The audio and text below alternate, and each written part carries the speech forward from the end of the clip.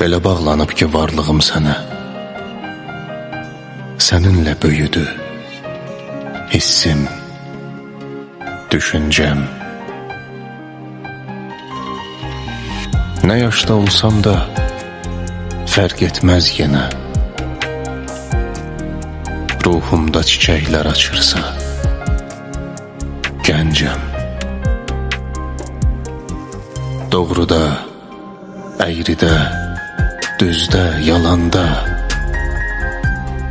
ey ilham mənbəyim, ey könül aynam.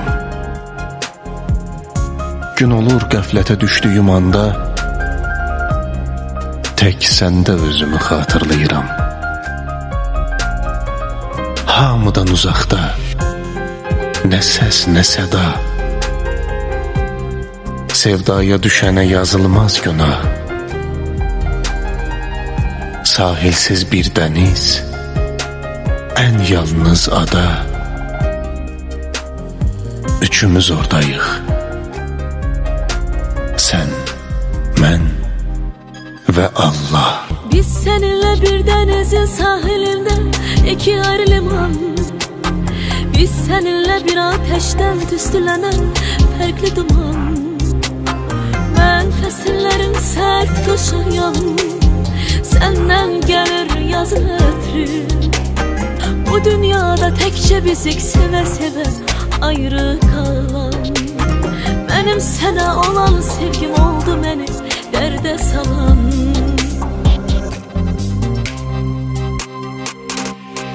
Uzun gelir dəqiqələrin məsafəsi, ay ömrüm.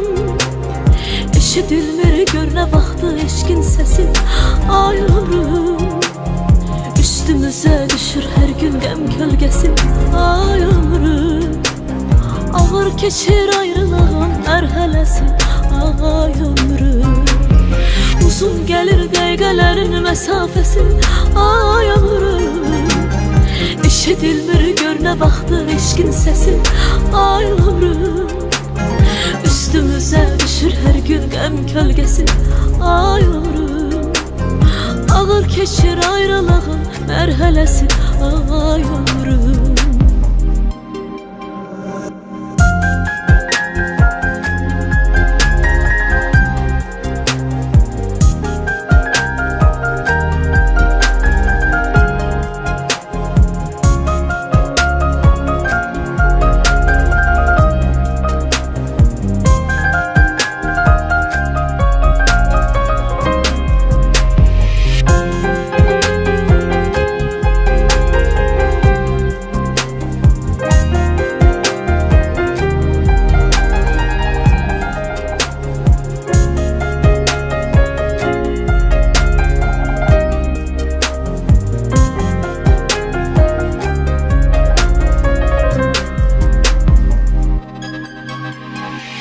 Fəsilləri sərt qoşayan, səndən gəlir yazın ətri.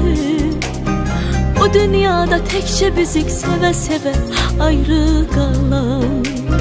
Mənim sənə olan sevgim oldu məni dərdə salan.